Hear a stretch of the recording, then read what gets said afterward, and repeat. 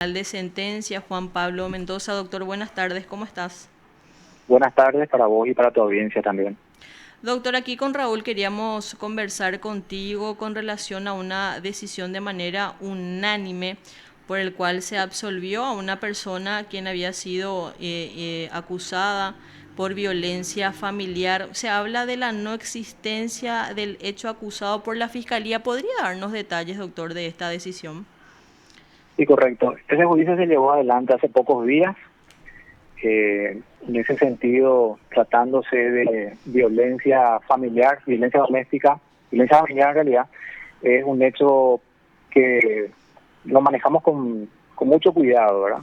Porque detrás de él se encuentra representada un poco las relaciones asimétricas y que existen en nuestra sociedad, situaciones un poco que afectan a determinadas minorías, como son muchas veces los nativos, como son los niños, como son las mujeres en este caso, y somos perfectamente conscientes de las circunstancias de violencia que se dan cotidianamente en nuestra sociedad por motivos de machismo quizás y esas relaciones que someten económicamente también en muchos sentidos a las mujeres. Entonces tomamos este tipo de casos con mucho cuidado, lo tomamos con pinzas y en ese sentido tratamos de ser muy cuidadosos al tiempo de valorar la prueba.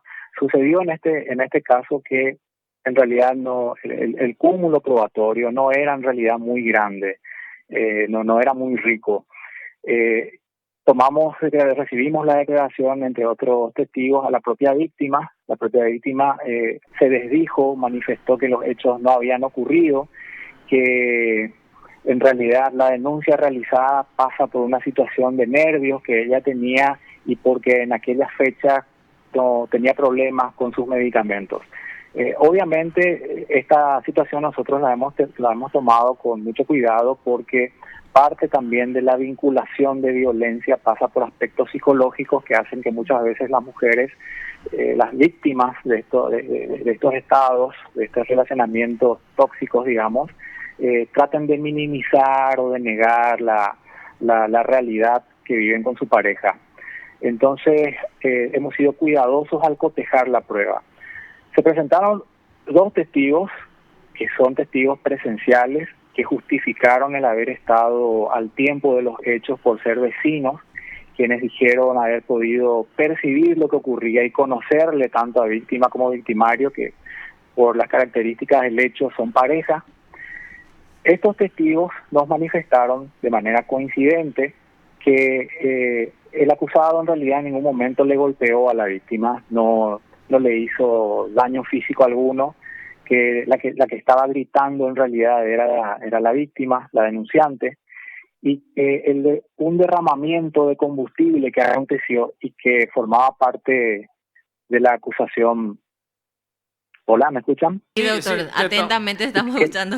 que formaba parte de la acusación, porque la acusación señalaba que el acusado había intentado quemarle a la víctima derramándole combustible.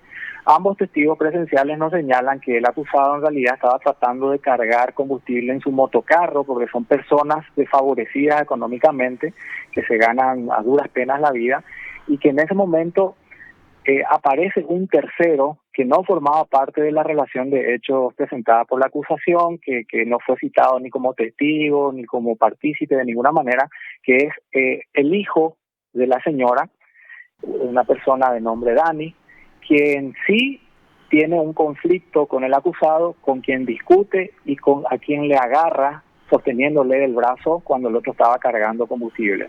Es allí que la víctima, la señora, se habría aproximado a los mismos para separarles o para detenerle al acusado de seguir cargando combustible, y por un movimiento involuntario como consecuencia de este tira y afloje fue que se derramó parte del líquido por la señora y que el propio Dani, el tercero involucrado en este caso, fue quien empujó a su madre, la que cayó por un alambrado y se produjo algunas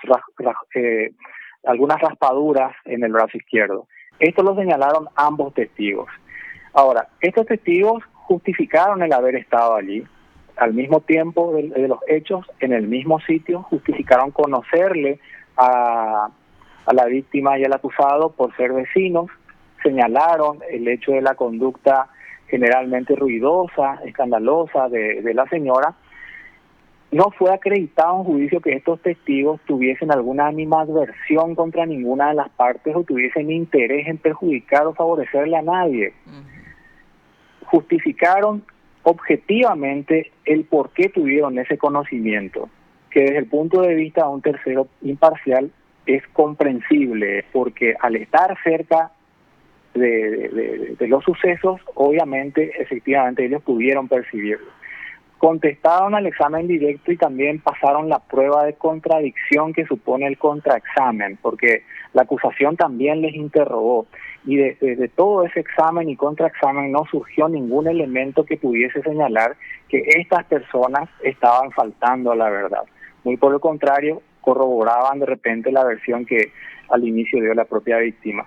Luego declararon 2 policías, quienes fueron alertados por el 911, que son testigos de oídas, porque en realidad ellos se fueron ya con posterioridad al hecho, y la víctima le habría dado en ese momento esta denuncia con la relación de hechos de que su pareja le quería dañar, le quería perjudicar, ¿no?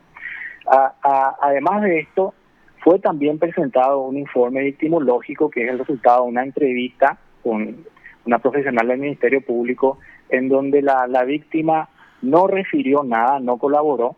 Sin embargo, la psicóloga señala que existirían algunos criterios de que la misma podría estar disminuyendo la responsabilidad de su pareja. En base a estos elementos, en base a estos datos, no contando con otros informes, con ninguna pericia psicológica, no contando con informes médicos acerca de la naturaleza y extensión de las de lesiones algunas. Entonces, nosotros lo que hemos podido verificar, ya que la prueba cumple la finalidad de verificar la acusación o de refutar esos hechos, lo que hemos podido establecer es que los hechos, así como han sido señalados por la acusación pública, pues no se dieron. Y en este caso, doctor, no. perdón, y en Sí. este caso, ¿qué solicitó el Ministerio Público? ¿Condena? El Ministerio Público presentó acusación, se ratificó en su acusación y solicitó condena. Y solicitó la condena por el plazo de tiempo que el acusado ya había permanecido en prisión preventiva.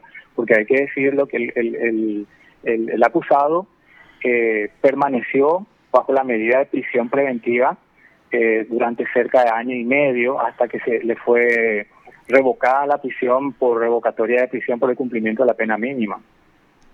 Ya, entiendo. ¿Y qué pasó después, doctor? Usted está diciendo que no se pudo refutar, no hubo pruebas, entonces ¿con eso le absolvieron? Nuestro sistema legal tiene una serie de requerimientos para el tema, para llegar a una convicción sobre la responsabilidad penal de una persona. Se tiene que ofrecer prueba, la prueba tiene que ser producida en juicio con inmediación de las partes, tiene que ser contradecida, pero además de eso tiene que ser valorada.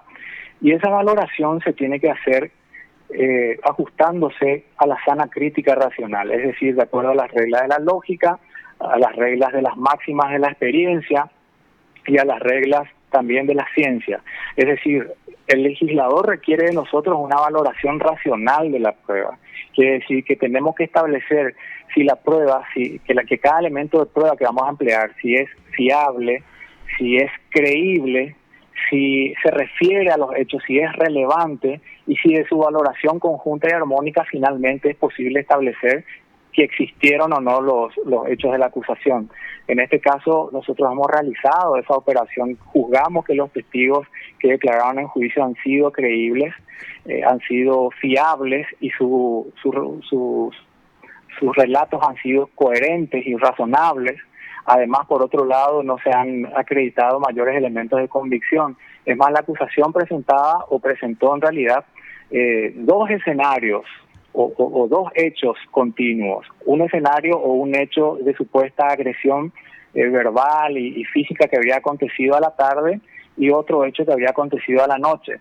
Sobre la primera parte de esta relación fáctica no se rindió ninguna prueba, no se produjo ninguna prueba. toda la prueba se refirió a la segunda parte y la prueba producida con relación a la segunda parte, pues en realidad terminó acreditando que el hecho no existió como se había referido. Ya. Entonces, por eso determinaron finalmente la absolución. Decime, doctor, ustedes como medida de mejor proveer no pudieron haber hecho este examen psicológico a la víctima. Consulta nomás.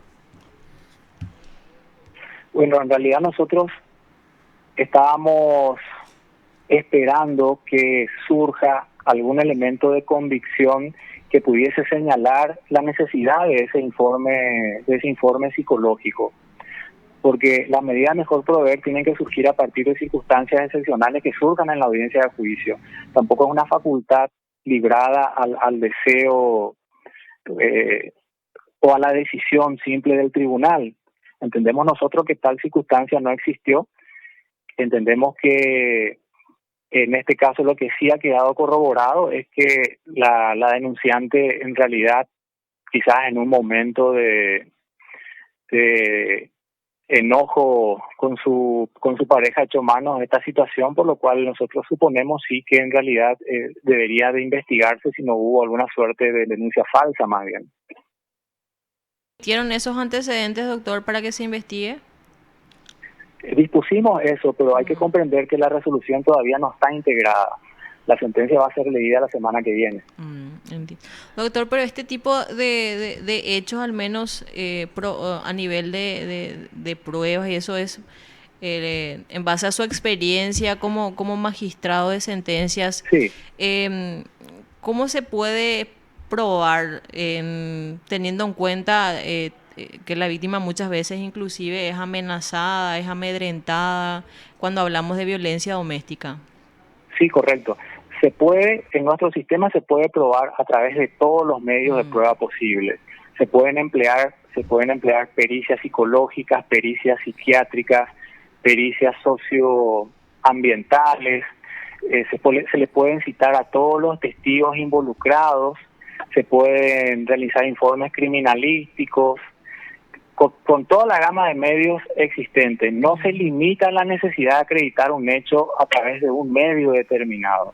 El tema pasa porque nosotros no podemos simplemente dar por acreditado un hecho en base a conjeturas o en base a una denuncia que finalmente es no solamente es retirada, sino que coincide con otros elementos de prueba de que aparentemente, de hecho, en principio no era cierta.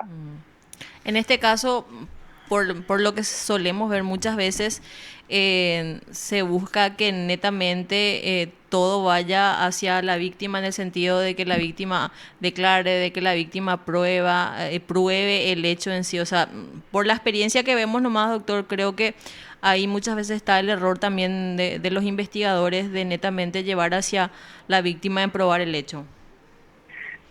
No hay que, tiene sus particularidades este tipo de hechos.